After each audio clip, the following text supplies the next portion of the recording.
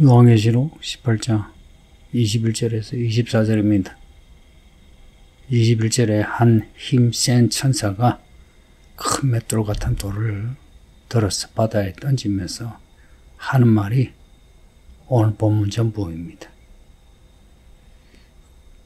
큰 맷돌 같은 돌을 들어 바다에 던지는 그 맷돌이 바벨론이죠.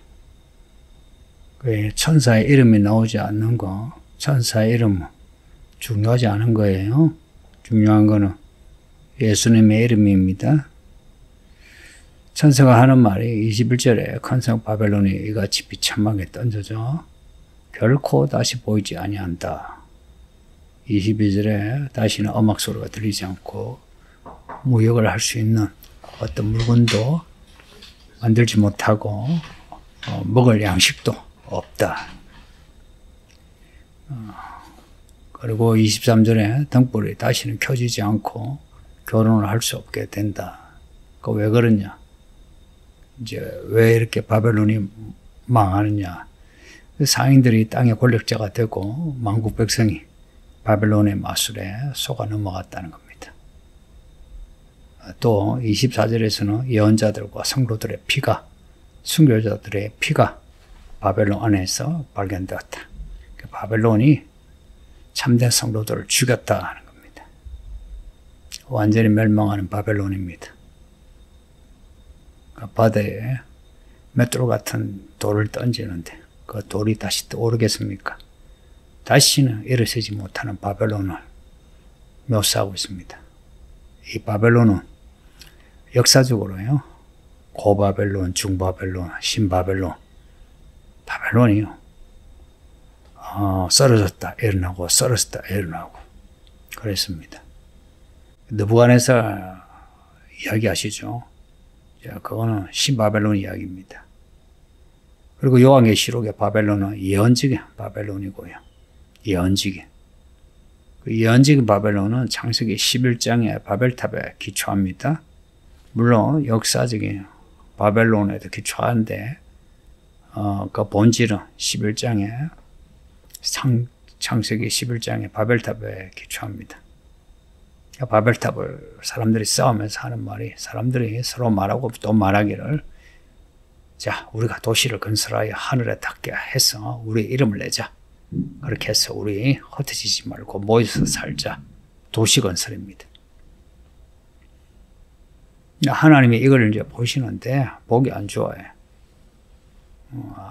하나님의 이름을 높이는 게 사람이 할 도리거든요. 그런데 사람들이 자기 이름을 높이려고 바벨탑을 쌓는다. 바벨탑을 쌓는다는 것은 바벨론 도시를 건설하는 거예요.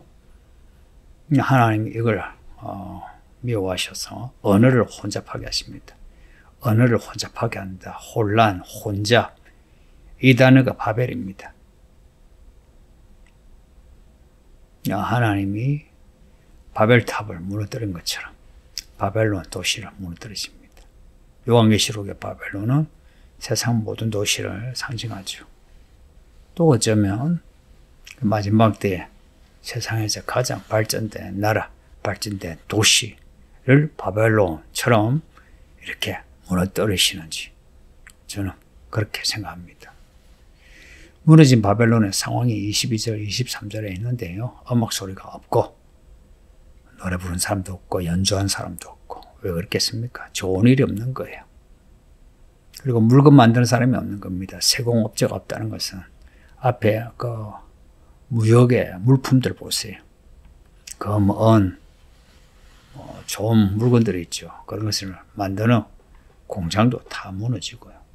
그리고 맷돌 소리가 안 나지 않다. 그래서 맷돌을 갈아가면 뭐 합니까? 밥을 먹지 않아요. 말하자면 농사가 안 되고 식량이 떨어져서 사람들의 일상이 다 무너지는 겁니다. 그리고 등불빛이 없고 이 도시가 파괴가 되니 뭐 전기가 있을 수 있겠습니까? 기름이 있겠습니까? 이런 도시에 어떻게 결혼이 있겠습니까? 도시가 황폐해지고 사람도 없어지고 이렇게 바벨론이 무너진 이유가 무엇이냐? 무너진 이유, 이게 중요합니다. 이걸 앞에 18장 1, 2절, 3절에서도 말씀했거든요. 근데 본문에서는 또 무너진 이유를 좀 더 구체적으로 말씀하는데요. 왜 무너지냐? 상인들이 땅의 왕족처럼 되어가지고 권력을 잡고 휘두르는 겁니다. 상인들이 왕족으로 권력을 휘두른다. 지금의 자본주의 시대의 모습 아닙니까? 뭐 믿음이 좋은 사람, 아니면 양심적으로 사는 사람, 혹은 고상한 사람, 이런 사람을 사람들이 알아주는 게 아니고 돈 많은 사람들을 알아주죠. 그 돈 벌려면 매매를 잘해야 되죠. 부동산을 매매하든지, 물건을 매매하든지. 돈이 권력이 되는 시대. 하나님은 이걸 문제시합니다.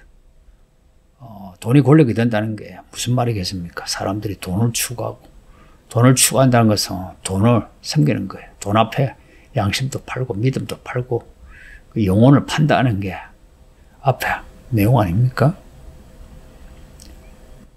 짐승의 표 666은 그래서 나오는 거예요. 자본주의 절정에서 사람들이 돈을 추구하는 때에 짐승의 표 666이 나와서 사람들로 하여금 그 표를 받게 하고 짐승을 섬기게 하는 겁니다. 우리는 조심합시다. 이 말씀 우리가 배우는 이유가 뭔지 아세요? 언젠가 그때가 오니까 미리 믿음의 백신을 맞아 그런 시대에 저항하자 이야기입니다. 그대로 순응하지 말고 저항해야 된다는 겁니다. 그 다음에 바벨론이 무너진 이유가 복술로 세상을 미혹해 한 거예요. 복술로. 복술이란 것은 귀신이죠. 앞에 18장 2절 3절에 더럽고 가증한 귀신들의 처소가 된 바벨론이 나옵니다. 그 바벨론이 엄난의 도시고요. 엄녀의 엄행을 그대로 가지고 있는 바벨론. 이 엄행은 항상 첫째는 영적인 엄난이고요. 둘째는 육적인 엄난입니다. 이런 엄난함 하나님을 떠나 귀신에 사로잡히게 됩니다. 돈을 추구하고 돈에 매인 거, 이게 귀신에게 잡혔다는 거 아십니까? 귀신 들려가지고 미친 말 하고 뒤집어지고 엎어지고 해야 귀신 들린 걸로 아는데 그렇지 않고요. 베드로가 보여줬던 것처럼 자기 생각으로 사람의 일을 말하는 거예요. 사람의 일이 뭡니까? 잘 먹고 잘 살자. 이게 요즘 사람들의 일 아닙니까? 이게 더럽고 가증한 귀신 들린 사람들의 모습입니다. 이런 귀신을 이기는 길은요, 우리의 양심이나 우리의 의지로 안 되고요, 오직 말씀과 성령으로 됩니다. 뭐로 된다고요? 말씀과 성령으로만 가능합니다. 오직 성경으로 돌아가야 돼요. 오직 성경이 일대에 성령이 임합니다. 다시 말씀드릴게요. 오직 성경으로 돌아가면 성령이 임합니다. 요한계시록 말씀의 메시지 잘 듣고 잘 지켜 행합시다. 요한계시록 읽으면서 계속 이 말씀이 반복되잖아요. 복 있는 자라 말씀을 읽고 듣고 지켜 행하는 사람입니다. 이 말씀을 더하지도 말고 빼지도 말라. 성도님들, 이 말씀을 더하지도 말고 빼지도 말라 합니다. 그러니 성경을 얼마나 정독을 해야 되겠습니까? 그리고 성경을 철저히 지키려고 얼마나 결단을 해야 되겠습니까? 우리 그렇게 합시다. 예? 그렇게 합시다. 이런 바벨론에서 사는 우리, 그렇게 이제 믿음으로 살면 어떻겠습니까? 바벨론에서 발견된 피를 보세요. 예언자들과 성도들, 순교자들이 흘린 피를 보세요. 그 피가 누구 피겠습니까? 우리 피가 되어야 된다는 거예요. 이 바벨론에서 믿음으로 산 사람은 이런 피 흘리기를 마다하지 않는 겁니다. 사로잡힐 자 사로잡히고 죽을 자 죽는 거예요. 성도입니다. 우리가 살아서 주님을 만나면 참 좋지만 그렇지 않더라도 사로잡힐 때 잡히고 죽을 때 죽는 거 지금부터 훈련합시다. 지금부터 우리 자신을 죽이지 아니하고 어떻게 나중에 우리 몸이 죽을 때에 내가 주를 위해 죽겠습니다 할 수 있겠습니까? 내 몸을, 내 자아를 죽이려면 이 바벨론의 욕망을 두면 안 됩니다. 이 바벨론의 욕망을 두면 안 돼요. 바벨론의 욕망을 둔다는 것은 우리의 영혼을 파는 겁니다. 우리의 마음, 우리의 욕구와 욕망, 우리의 소망, 모든 것을 어린 양에게 두는 거 훈련합시다. 저나 여러분이나 늘 딴 생각으로 살잖아요. 그러나 그 생각을 늘 이렇게 사로잡아 모아 예수님을 바라보는 겁니다. 또 산만하면 또 그렇게 하는 겁니다. 또 산만하면 또 그렇게 하는 겁니다. 그렇게 해서 하나님의 종으로 만들어지는 거예요. 기도합니다. 아버지 하나님 감사합니다. 오늘 말씀을 읽게 하시니 감사합니다. 바벨론이 무너질 때 우리는 바벨론을 떠나 하나님의 그 놀라운 구원 가운데에 어린 양의 혼잔치에 들어가게 해 주소서. 예수님 이름으로 기도합니다. 아멘.